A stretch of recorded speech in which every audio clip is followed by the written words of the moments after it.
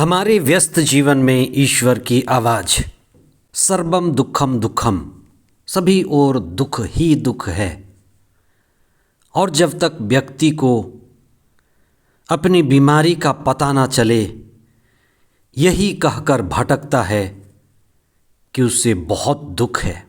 और जब बीमारी का पता चल जाए तभी इलाज भी संभव है। हमारे दुख का मूल कारण क्या है? बंधन।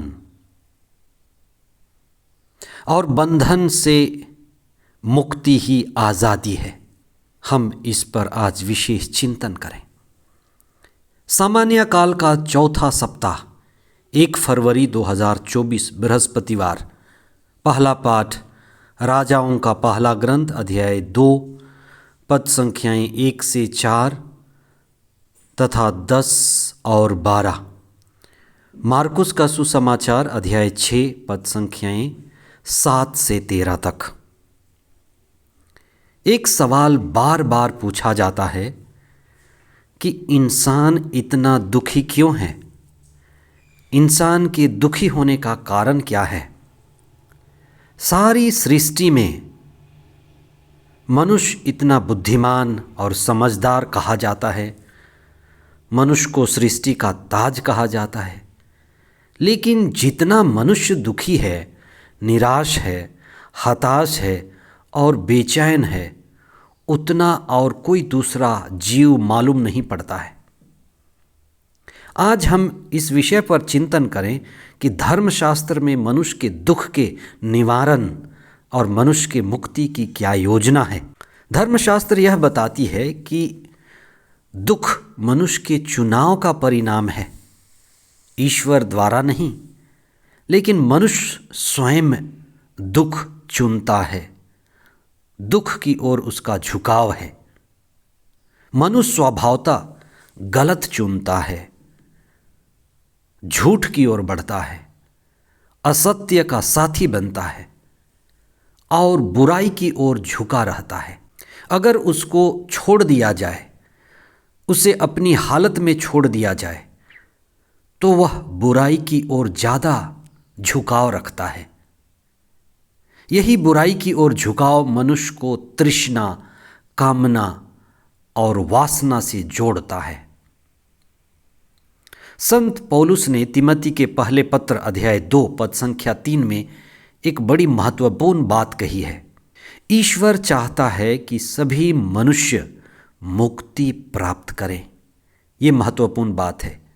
ईश्वर चाहता है कि सभी मनुष्य मुक्ति प्राप्त करें और सत्य को जानें, क्योंकि सत्य को न जानने से ही मनुष्य बंधन में है। इसीलिए ईश्वर ने ईसा को माध्यम बनाकर हमारे बंधनों को खोलने के लिए मुक्तिदाता के रूप में उन्हें इस जगत में भेजा।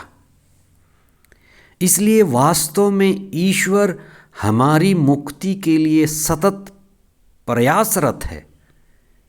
ईश्वर हमारी मुक्ति के लिए हमारा सहयोग करना चाहता है।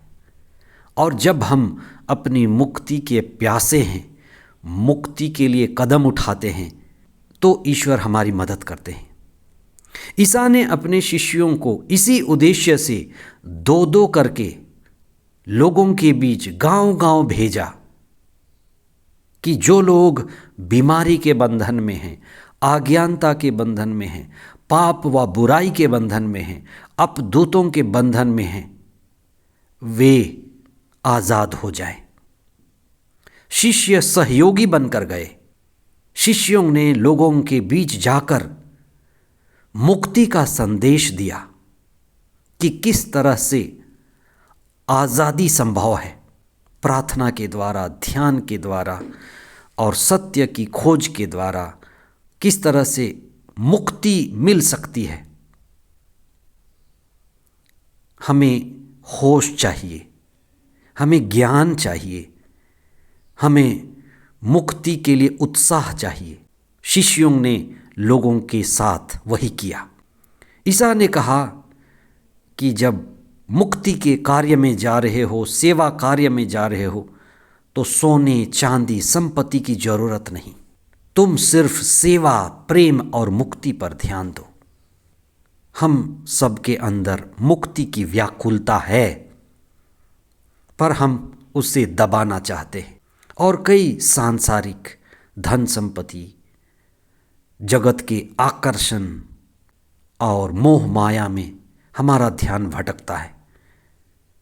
आज हम इस पर विशेष चिंतन करें कि मेरे दुख का असली कारण क्या है, मेरा बंधन क्या है।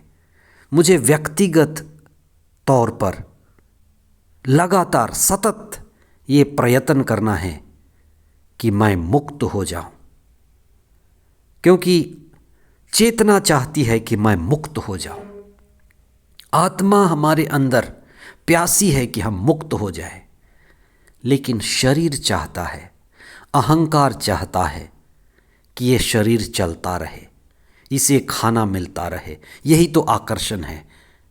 हम अपने आप को समर्पित करें और सतत चेतना में बढ़ते जाएं और मुक्ति की ओर कदम बढ़ाएं, दुख से ऊपर उठें और आनंद का अनुभव करें। आमीन।